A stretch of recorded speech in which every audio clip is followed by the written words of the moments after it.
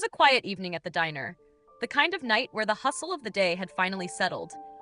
Chef Marco was wiping down the counters, preparing to close up for the night, when something unusual caught his eye.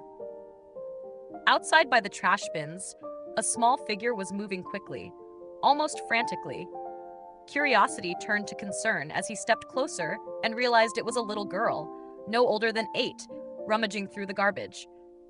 Her clothes were worn, her face smeared with dirt, and when she turned slightly, Marco's heart sank at the sight of her hollow cheeks and the way she clutched her stomach.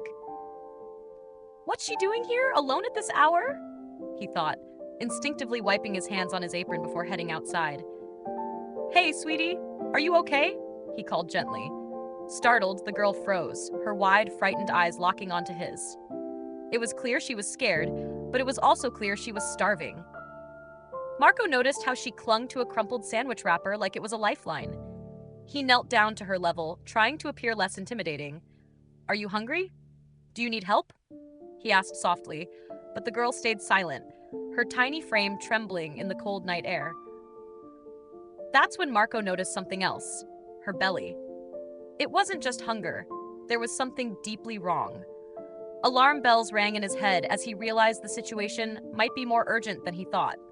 Without hesitation, he stepped back inside, grabbed his phone, and dialed 911. What had brought this child to such a desperate place? And what would happen next? Marco didn't know, but he couldn't shake the feeling that this encounter would change both their lives forever. As Marco waited for help to arrive, his mind raced with questions. Who was this girl? Where were her parents? He brought out a bottle of water and a fresh slice of bread, hoping to coax her into talking. She eyed him warily but accepted the food, biting into it like she hadn't eaten in days. Watching her, Marco felt a lump in his throat. The girl still didn't speak, but Marco noticed how she kept glancing nervously toward the street, as if expecting someone to appear. Her little hands clutched the bread tightly, and her small frame shook with every bite. Marco tried to make her feel safe. "It's okay. No one's going to hurt you here," he said softly, but her silence only deepened the mystery. Marco's thoughts drifted to his own daughter, who was about the same age. The idea of her being out alone, scared and hungry, was unbearable. He wondered what could have pushed this child into such a desperate situation. The way she avoided his gaze made him think she was used to being ignored, or worse, mistreated. The siren of an approaching police car broke through the quiet night, and the girl stiffened immediately. Marco held up his hand in reassurance. "They're here to help," he said, but her reaction made him uneasy.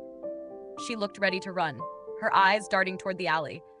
Before Marco could stop her, she bolted toward the shadows, disappearing into the night. "Wait!" Marco called after her, his voice filled with urgency. But it was too late. She was gone. When the officer stepped out of the car, Marco explained everything. "She's just a kid, and she looked sick. We have to find her," he said, fear growing in his voice. Somewhere out there, the little girl was still running. The officer listened closely as Marco described the little girl, her torn clothes, her frightened eyes, and the unsettling sight of her distended belly. "She can't be far," the officer assured him. "We'll start searching immediately." Marco nodded, but a knot of worry tightened in his chest. He couldn't shake the image of her running into the dark, scared, and alone. While the officer radioed for backup, Marco's mind wandered back to their brief encounter. Her silence wasn't just fear.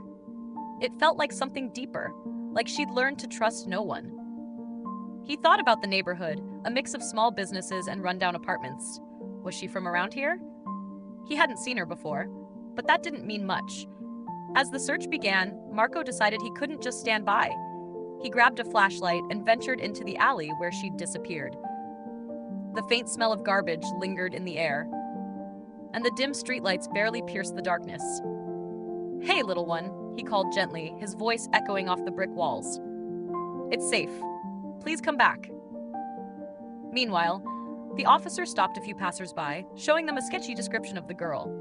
One older woman hesitated, then pointed toward an abandoned building nearby. "I've seen kids hanging around there sometimes," she said. Marco's heart skipped a beat. When they approached the building, it loomed like a shadow against the night sky. The officer motioned for Marco to stay back, but he couldn't help following a few steps behind. Inside, the air was heavy with dampness and decay. Marco's flashlight swept across broken furniture and graffiti-covered walls. Then, in a corner, he saw something, a small bundle of blankets, barely moving. His breath caught as he whispered, "Is that her?" But before anyone could answer, a faint sound of footsteps echoed deeper inside. Marco held his breath, the beam of his flashlight trembling slightly as it rested on the bundle of blankets. The officer moved closer, his hand resting cautiously on his radio. Marco whispered, "It could be her."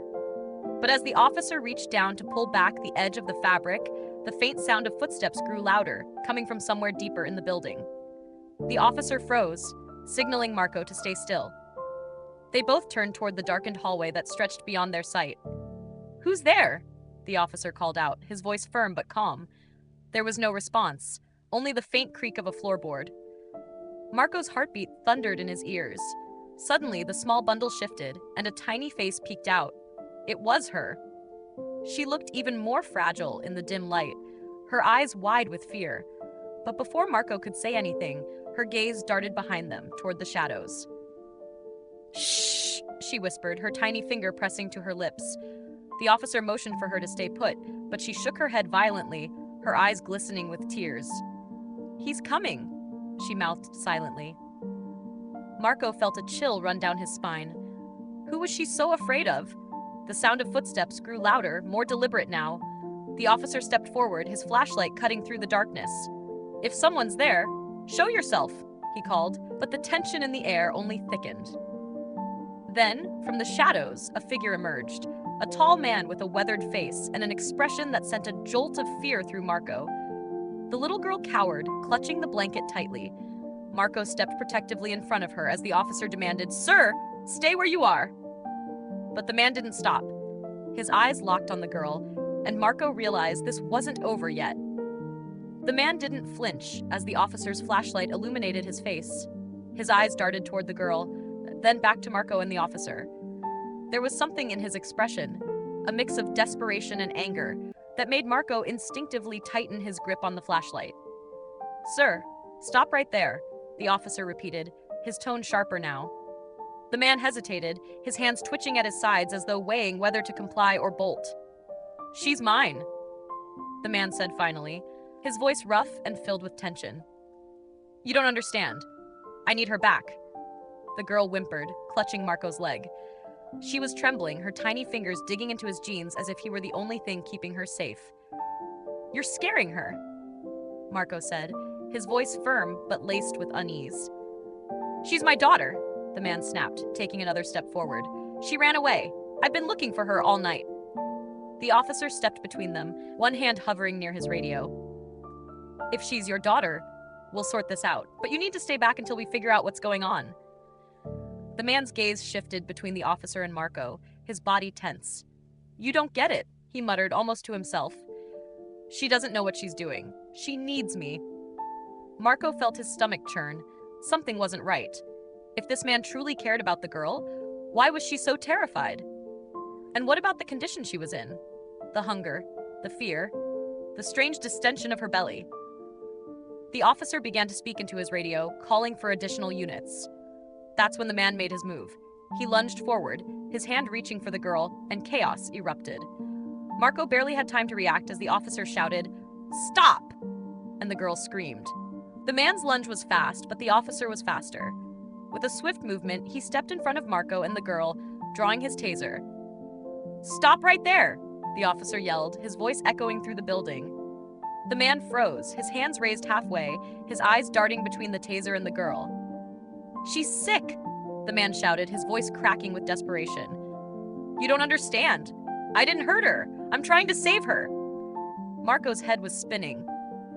The girl clung to him, her terrified sobs muffled against his apron. The officer kept his stance firm, not lowering the taser. "Then explain," the officer demanded. "Why is she so scared of you? Why is she in this condition?" The man hesitated, his chest heaving. "It's not me. It's them," he said, his voice dropping to a near whisper. "They used her. She escaped, but they'll come for her. If you don't let me take her, she'll never be safe." Marco felt his stomach drop. "Who's they?" he asked, his voice tight. The man didn't answer, his eyes shifting nervously toward the doorway as if expecting someone to appear. Suddenly, a loud noise echoed from outside, a car door slamming. The girl screamed again, and the man spun around, panic written all over his face. "They're here!" he yelled. The officer grabbed his radio, calling for immediate backup as headlights flooded the abandoned building. Marco shielded the girl, his heart pounding. The officer stepped toward the door, ready to confront whoever was outside. But as the officer opened the door, the vehicle sped off into the night, leaving only tire marks behind. The man slumped to the floor, defeated. "You don't know what you've done," he muttered. Marco looked at the girl, her wide eyes filled with fear. This wasn't over. Whatever had brought her here was still out there, waiting. As the dust settled, and the man sat on the floor with his head in his hands, the officer stepped forward cautiously. "You need to explain everything," he said firmly. "If you want us to help her, we need the truth." The man exhaled shakily, his desperation giving way to exhaustion. "They took her?" he began, his voice barely above a whisper. "Some group, people who exploit kids. I don't know who they are. She escaped weeks ago, and I've been trying to protect her, but she doesn't trust anyone, not even me."